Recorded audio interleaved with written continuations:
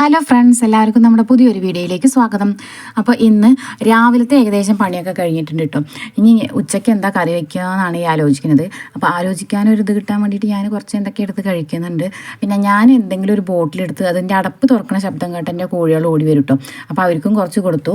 അപ്പോൾ അങ്ങനെ ഞാൻ അത് കഴിഞ്ഞിട്ട് കുറച്ച് വെള്ളമൊക്കെ കുടിച്ചിട്ട് ആലോചിക്കേണ്ടത് എന്താ ഉണ്ടാക്കാമെന്ന്. കാരണം ഞാൻ രാവിലെ ഇഡ്ഡലിയും സാമ്പാറും ഉണ്ടാക്കിയിട്ടുണ്ട്. സാമ്പാർ വെച്ച രണ്ടുണ്ടല്ലോ കാര്യം, ഉച്ചയ്ക്കും ആയി രാവിലത്തേക്കും ആയി. പക്ഷേ കുട്ടികൾക്ക് സ്കൂളില്ലാത്തതുകൊണ്ട് എന്തെങ്കിലും സ്പെഷ്യലായിട്ട് എന്തെങ്കിലും ഉണ്ടാക്കണ്ടേന്ന് വിചാരിച്ചിട്ടാണ് കേട്ടോ. ആദ്യം ഫ്രിഡ്ജ് തുറന്നിട്ട് നോക്കുമ്പോൾ എല്ലാ പച്ചക്കറിയൊക്കെ ഉണ്ടായിരുന്നു.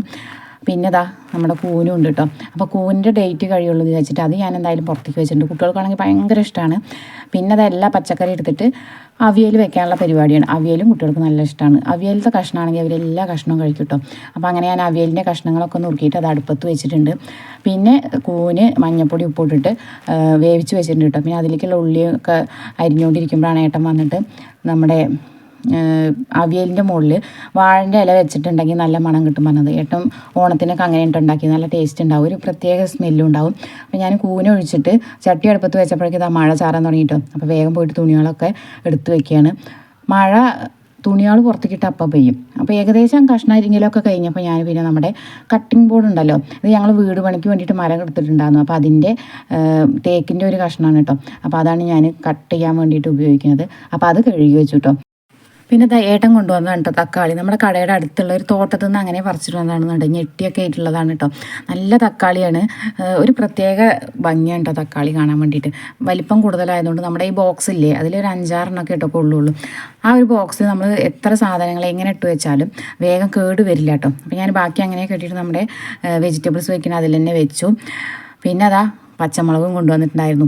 ഇത് നമ്മുടെ മോരിലിടാൻ വേണ്ടിയിട്ട് കൊണ്ടാട്ടം ഉണ്ടാക്കാൻ വേണ്ടിയിട്ടുള്ള കേട്ടോ. എരിവൊക്കെ കമ്മിയാണ്. അപ്പോൾ ഞാൻ എരിവ് കമ്മിയാണ് പറഞ്ഞപ്പോൾ ഏട്ടൻ തന്നു കഴിച്ചു നോക്കാറുണ്ട് കേട്ടോ. അപ്പോൾ ഞാൻ കഴിച്ചൊന്നുമില്ല, പക്ഷേ എരിവ് കമ്മിയാണ് ഇട്ടത്. അപ്പോൾ ഞാൻ കറിയിലിട്ട് നോക്കിയിട്ടുണ്ടായിരുന്നു. പിന്നെ അതാ നമ്മുടെ കൂനുകറി ആയി കഴിഞ്ഞപ്പോഴാണ് ഞാൻ കുരുമുളക് പൊടി ഇട്ടിട്ടില്ലല്ലോ എന്നുള്ള ഓർമ്മ വന്നത്. എനിക്ക് കുരുമുളക് പൊടി ഇടുന്നത് ഭയങ്കര ഇഷ്ടമാണ് കേട്ടോ കറികളിൽ. പിന്നെ എല്ലാ ഇലയും ഇട്ടിട്ട് നമ്മുടെ കൂനുകറി സെറ്റാക്കിയിട്ടുണ്ട്. മല്ലിയിലയും പുതിനയിലയും കറിവേപ്പിൻ്റെ ഇലയൊക്കെ ഇട്ടിട്ടുണ്ട് കേട്ടോ. പിന്നെ കുറച്ച് പാത്രങ്ങൾ കഴുകാണ്ടായിരുന്നു, കഴുകി വെച്ചു. പിന്നെ അതാ ഇത് നമ്മൾ മുളക് ഇടാൻ വേണ്ടിയിട്ട് ഞാൻ കുപ്പിയൊക്കെ റെഡിയാക്കി വെച്ചതാണ് കേട്ടോ. പക്ഷേ മഴ സമ്മതിക്കുന്നില്ല, മഴയൊന്ന് പോയാലല്ലേ ഉള്ളൂ. പിന്നെ അതാ മോന് രാവിലെ പോകുമ്പോൾ എടുത്തു വെച്ചതാണ് കേട്ടോ, ഇതൊന്ന് പുഴുങ്ങി വെക്കാൻ പറഞ്ഞിട്ട്.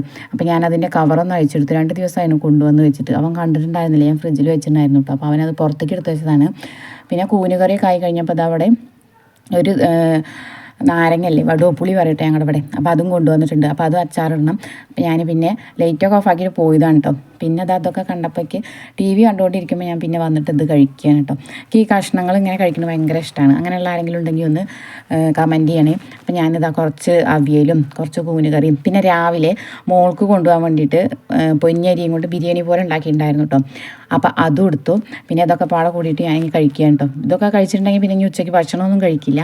അപ്പോൾ എനിക്ക് ഇങ്ങനെ കഴിക്കുന്നത് ഭയങ്കര ഇഷ്ടമാണ് കേട്ടോ. ഒരുപാട് കഷ്ണങ്ങളൊക്കെ എടുത്തിട്ട് അതിങ്ങനെ അവിയലൊക്കെ ഉണ്ടെങ്കിൽ കണ്ടോ കഴിക്കാം, നല്ല ചൂടുണ്ടായിരുന്നു. അപ്പോൾ അത്രയുള്ളൂ. നമ്മുടെ കുഞ്ഞു വീഡിയോ ഇഷ്ടമായിരുന്നെങ്കിൽ സബ്സ്ക്രൈബ് ചെയ്ത്